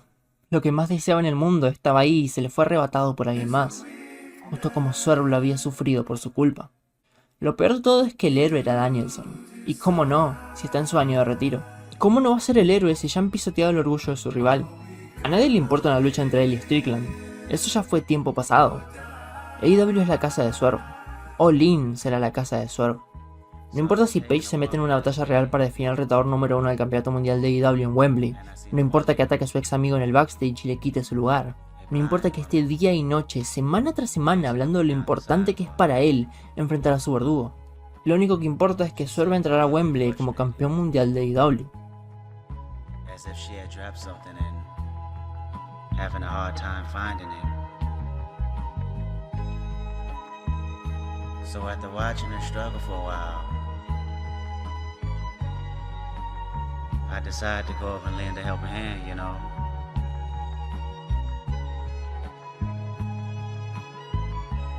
Hello, ma'am. Can I be of any assistance?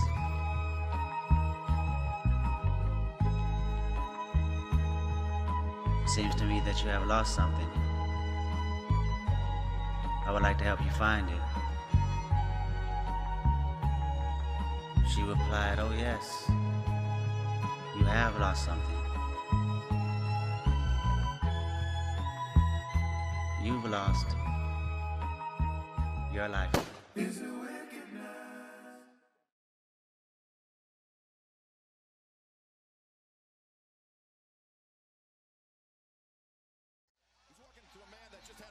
Over here at Ishii. But I don't think that's going to give Hangman Adam Page any pause as these two men go nose to nose, face to face, eye to eye. So much history between these two guys. And so much of it violent.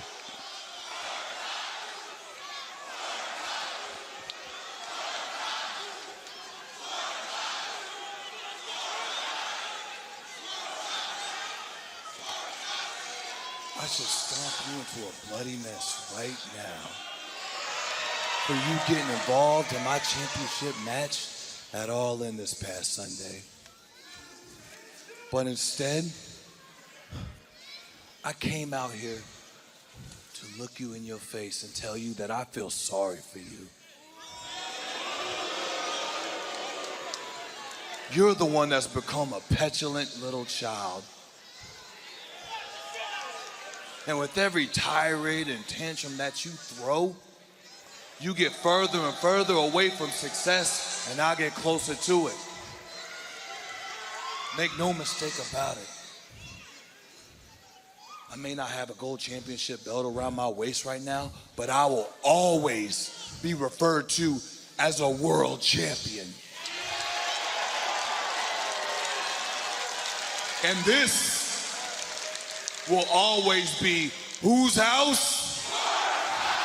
And in regards to that, you failed. You listen to me. You listen to me. You are not a champion. You're not a champion. You're not a world champion. You're not a champion of anything. You are a piece of shit. Whoa. You broke into my home. You wrestled me 3 times and you could never, ever beat me on your own. The first time it took Prince Nana. The second time it took Prince Nana and Brian Cage. And the third time you had 30 minutes and you couldn't do it. You're not as good as me.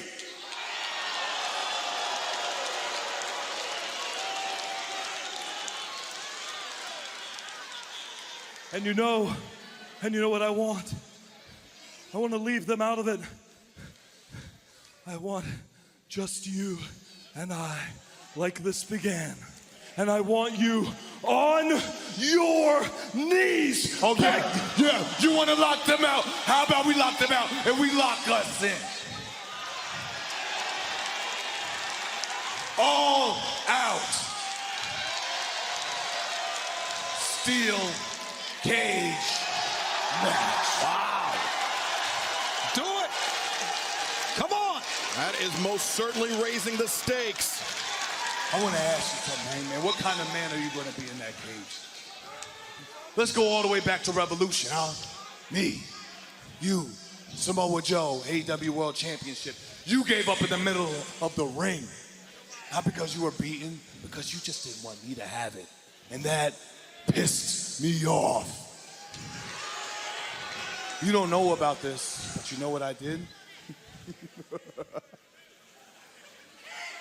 I drove 10 minutes up the road that morning, and I went to your house, because it's a place that I know very, very well, Hangman.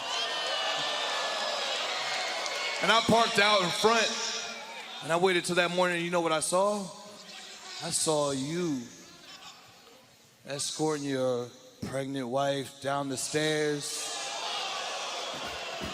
bags packed, getting in the car, driving off to the hospital, and you were about to become a father for the very second time in your life.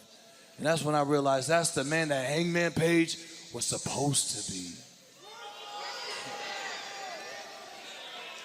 And that's also where I realized something, that I don't need to be focused on Hangman Page. No, I need to be focused on the AEW World Championship. I need to be focused on being the best in the world by beating the best that AEW has to offer, and that's exactly what I did. And mark my words, it will happen again.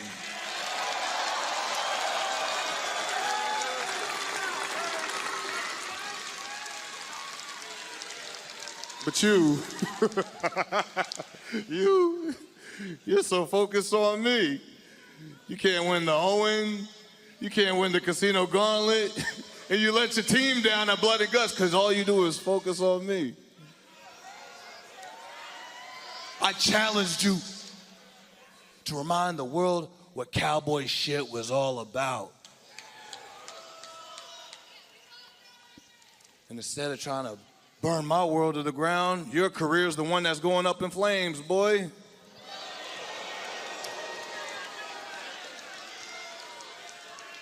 So once again, I ask you a question. In that cage, what kind of man are you going to be? Better yet, what kind of man you going to show your kids that you're going to be?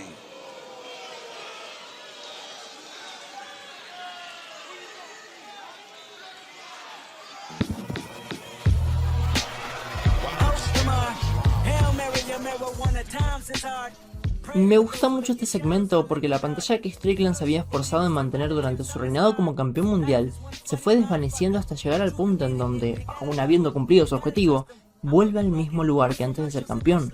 Un hombre manipulador, atrevido, osado y sin escrúpulos. Hangman, por el otro lado, está cambiado. Su actitud agresiva y caótica no sienta bien con la gente, pero él finalmente le puede decir todas las cosas a Swerve en la cara. La idea de que ambos estén encerrados en una jaula solo refuerza el concepto de este combate. Una lucha motivada por el odio y el asco hacia el otro. Una demostración de a qué punto puede llegar el ser humano una vez comprometido con una causa violenta. El rejunte de sentimientos más honesto y podrido que podríamos encontrar en la industria. De dos hombres que han intentado matarse una y otra vez, pero solo uno ha ido perdiendo la vida. Solo uno ha perdido la cordura y ha perdido su hogar. El otro hizo uso de su influencia para usurpárselo, coronarse como monarca y terminar enfrentando cada uno de sus pecados. Si no digo nombres, pareciera que estoy hablando del caso de los dos, siendo Swerve un luchador despedido por WWE y Hangman un luchador que fue abandonado por la audiencia como la cara de la compañía. Y quizás sí lo estoy haciendo, porque ambos reflejan lo peor del otro. La diferencia es que solamente un hombre es celebrado, aun cuando amenazó a dos de los individuos más buenos en esta tierra, aun cuando traumó familias enteras, aun cuando dejó cicatrices que nunca van a sanar. La gente ama a Strickland. Y no es un amor del momento ni una moda pasajera. Él realmente se ganó su corazón con su habilidad.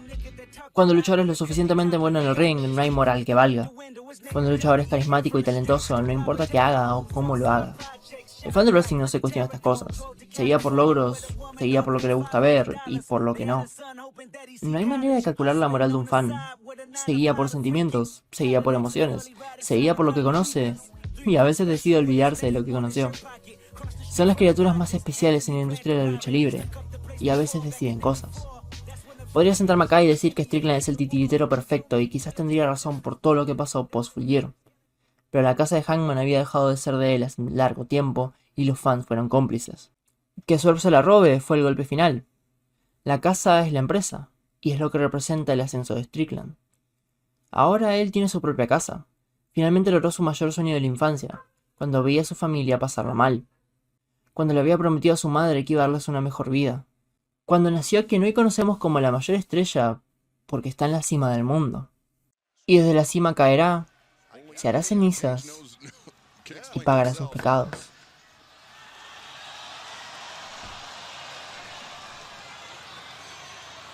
Whose house? Did you think I'd give you the satisfaction of a formality, of meeting and putting my signature on a contract for something that we both already know is going to happen? You know, you are a hard man to find. I looked all over Florida. I looked over Washington State. You've got a fiance that left you kids who aren't in the picture anymore. I mean, you wouldn't be a fool to think that you've got nothing in this life other than the ring that you stand in tonight. But you messed up. You slipped up. You showed the world, and more importantly, you showed me something important to you. Your childhood home. Oh, it's low ceilings. I can see it now. Your mom running across these dirty ass floors, fixing your supper. Your dad sitting in his chair, telling you to shut the hell up so he could hear the television. And knowing the kind of man that you turned out to be, I bet your father didn't love you very much, did he? I bet he regrets having you at all. And what a wonderful world it would have been had you never been born.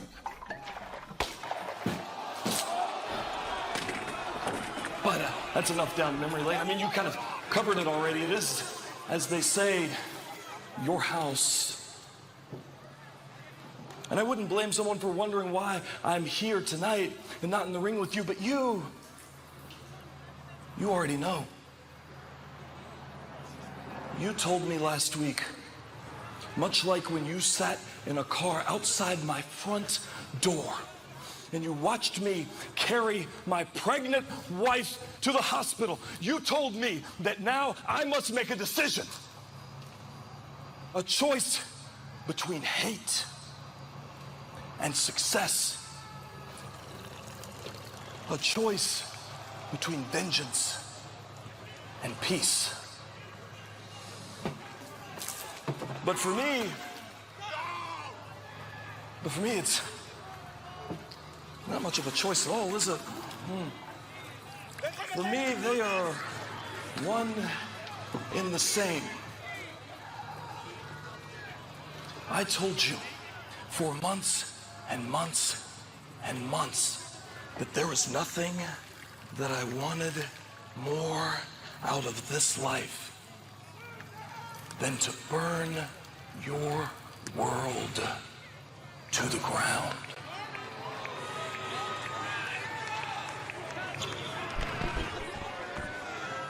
You know, if I couldn't be the one to take the world championship from you, I was happy to help it slip through your fingers. And this Saturday, locked inside of a steel cage, I'm going to take what is left of you.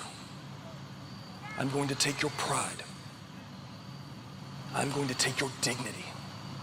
Because you will be on your knees begging for my mercy, pleading for my forgiveness, but I will not give it to you. But the night is long, and it's about time to say goodbyes. But not goodbyes from me, goodbyes from you. So if you haven't already said it, say goodbye to the AEW World Championship and any idea you might have of ever holding it again. This Saturday, you will say goodbye to your health, your career, your joy, and your happiness. And tonight, well, tonight you get a little practice.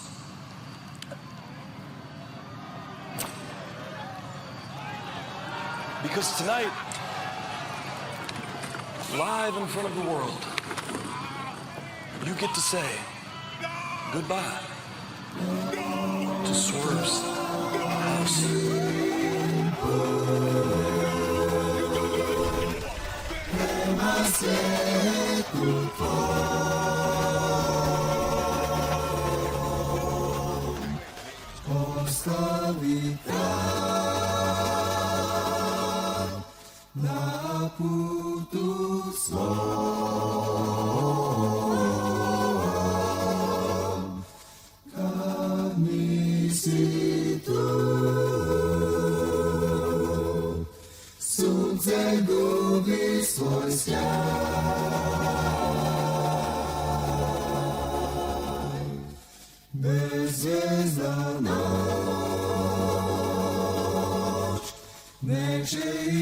Swój kraj, daj znać,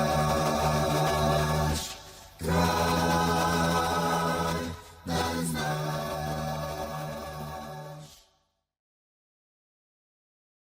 I remember you was conflicted, misusing your influence.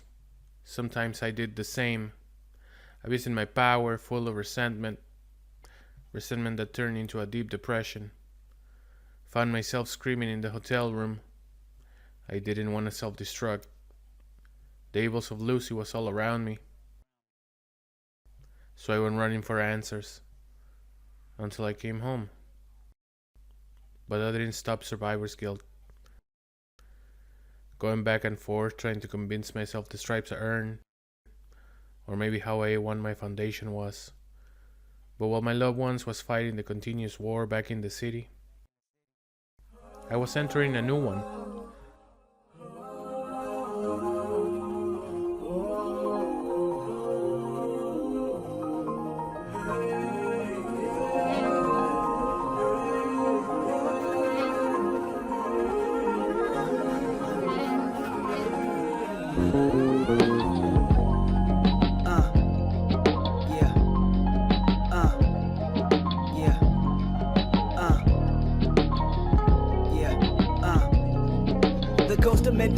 Hope my flow stay propelling. Let these words be your earth and moon. You consume every message. As I lead this army, make room for mistakes and depression.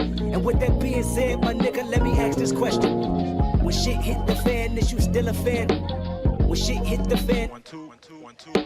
When shit hit the fan, is you still a fan? When shit hit the fan, is you still a fan? The ghost of Mandela, hope my flow stay propelling. Let these words be your earth and moon, you consume every message. As I lead this army, make room for mistakes and depression. And with that being said, my nigga, let me ask this question. When shit hit the fan, is you still a fan? When shit hit the fan, is you still a fan? Won't you look to your left and right, make sure you ask your friends. When shit hit the fan, is you still a fan? Do you believe in me? Are you deceiving me? Could I let you down easily? Is your heart where it need to be? Is your smile on permanent? Is your foul on lifetime? Would you know where the sermon is? If I died in this next line, if I'm tried in a court of law, if the industry cut me off, if the government want me dead, crack cocaine in my car, would you judge me a drug head or see me as Kayla Moore? Or question my character and degrade me on every blog? Want you to love me like Nelson? Want you to hug me like Nelson? I freed you from being a slave in your mind. You're very welcome. You tell me my song is more than a song, it's surely a blessing. But a prophet ain't a prophet till he asks you this question. When shit hit the fan, is you still a fan? When shit hit the fan, is you still a fan? Won't you look to your left and right, make sure you ask your friends. When shit hit the fan, is you still a fan? The ghost of Mandela, hope my flow stay propelling. Let my word be your earth and moon, you consume every message. As I lead this army, make room for mistakes and depression. And with that, do you believe in me? How much you believe in her? You think she gon' stick around if them 25 years occur? You think he gon' hold you down when you down beyond bars hurt? You think y'all on common ground if you promise to be the first? Can you be immortalized without your life being expired? Even though y'all share the same blood, is it worth the time? Like who got your best interest? Like how much are you dependent? How clutch are the people that say they love you and who pretended? How tough is your skin when they turn you in? Do you show forgiveness? What brush do you bend with dust in your shoulders from being offended? What kind of den did they put you in when the lions start hissing? What kind of bridge did they burn revenge in your mind when it's mentioned? You wanna love like Nelson, you wanna be like Nelson, you wanna walk in his shoes, but your peacemaking seldom. You wanna be remembered and deliver the message that considered the blessing of everyone. This your lesson for everyone. Say when shit hit the fan, is you still a fan? When shit hit the fan, is you still a fan? Won't you look to your left and right, make sure you ask your friends.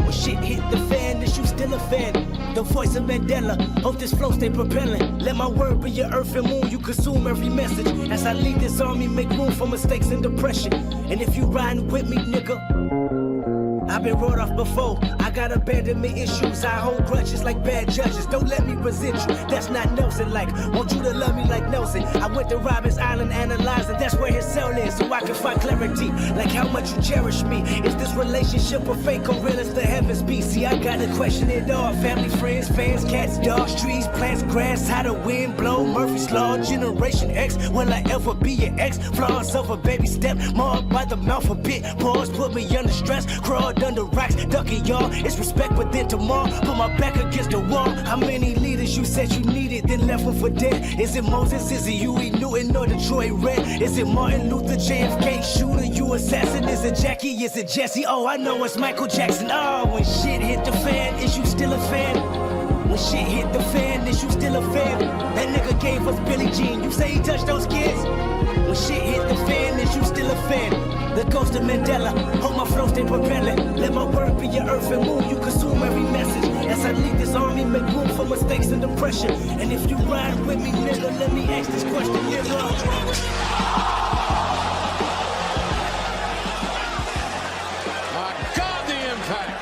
The sickness, the impact. It's over. Thank God it's over. Thank God the bell rung. Ladies and gentlemen, the winner of this in the match chair. by knockout, Hangman Adam Page.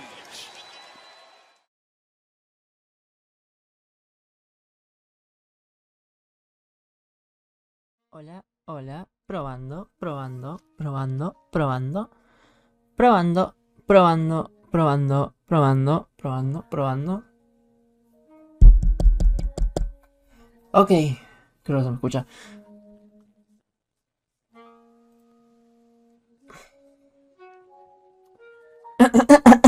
Hace mucho tiempo que no hago esto.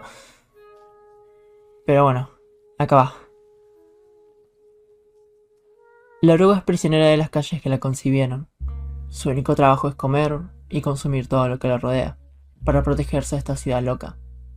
Mientras consume lo que rodea su entorno, la oruga empieza a notar formas de sobrevivir. Algo que nota es que el mundo la rechaza, pero alaba a la mariposa. La mariposa representa el talento, la consideración y la belleza de la oruga. Pero al tener una visión dura de la vida, la oruga ve a la mariposa como débil y se las ingenia para aprovecharse de ella. La oruga, ya rodeada de esta ciudad loca, se pone a trabajar en su capullo que la institucionaliza. Ya no puede ver más allá de sus propios pensamientos. Está atrapada. Cuando está atrapada dentro de estas paredes, ciertas ideas toman forma, como volver a casa y traer nuevos conceptos a la ciudad loca. ¿El resultado? Le empiezan a surgir alas, rompiendo el ciclo de estancamiento. Finalmente libre, la mariposa desvela situaciones que la oruga nunca consideró, poniendo fin a su lucha interna.